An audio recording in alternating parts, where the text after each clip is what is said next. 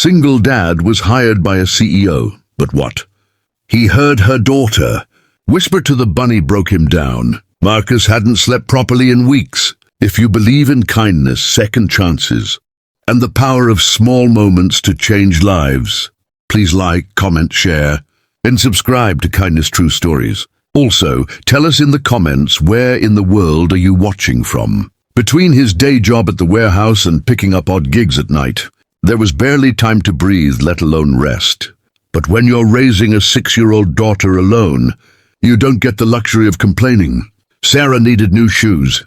The rent was overdue, and his pride wouldn't let him ask for help. So, when his phone buzzed with a job offer, personal driver for a CEO, late hours, good pay, he didn't hesitate. He said yes before even asking the details. The address led him to a neighborhood he'd only seen in magazines. Towering gates, manicured lawns, houses that looked more like museums than homes. He pulled up to the largest one on the block, his old sedan coughing in protest. A woman answered the door. Mid-30s, sharp suit, sharper eyes. Victoria Chen, CEO of a tech empire, according to the brief he'd been sent. She didn't smile, didn't offer her hand, just looked him over like she was evaluating a product. "You're late," she said, though he was right on time. "Traffic," Marcus replied, keeping his voice even. She turned without a word, heels clicking against marble floors, and he followed. The house was massive but felt empty. No warmth, no clutter, just cold, expensive silence. She led him to a sitting room where a little girl sat on the floor, clutching a stuffed bunny. She couldn't have been older than 7. Big brown eyes, messy pigtails, and an expression far too serious for a child. "This is Lily," Victoria said, her tone flat. "She'll be with you tonight. I have a dinner meeting. Keep her entertained. Don't let her wander. And whatever you do, don't go near the locked room upstairs." Marcus nodded, confused but willing. Victoria left without so much as a glance at her daughter. The door closed, and the silence returned. Marcus sat down across from Lily. "Hey there," he said gently. "I'm Marcus. What's your bunny's name?" She stared at him for a long moment, then whispered, "Mr. Hops." Her voice was so soft, he almost didn't hear it. They spent the next hour drawing pictures.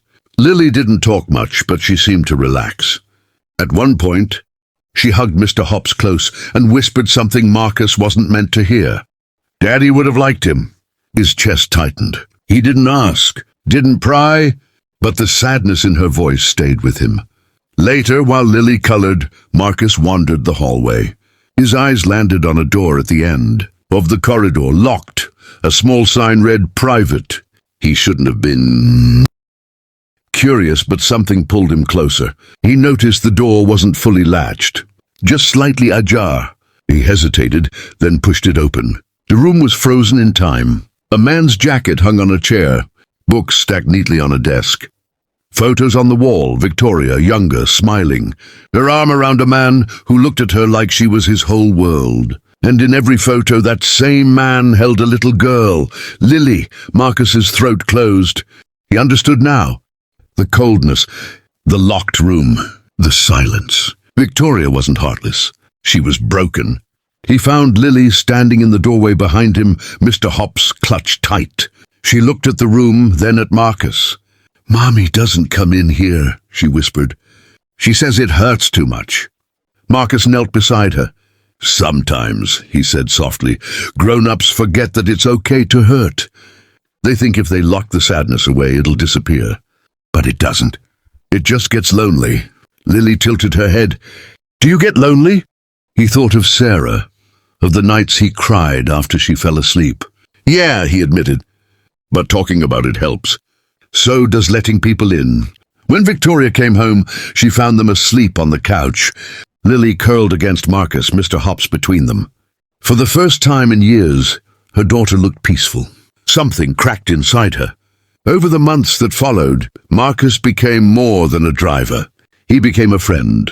He listened when Victoria finally talked about her husband. He played with Lily. He reminded them both that healing didn't mean forgetting. It meant learning to live again. One evening, Victoria unlocked the room. She and Lily walked in together, hand in hand.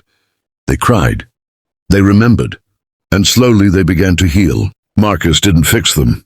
But he showed them it was okay to try. And in doing so, he healed a part of himself too. Because sometimes, the greatest act of kindness is simply being present. Being human. Being there when someone needs to know they're not alone. If this story touched your heart, please like, share, and subscribe to Kindness True Stories. Let's spread more love and hope together.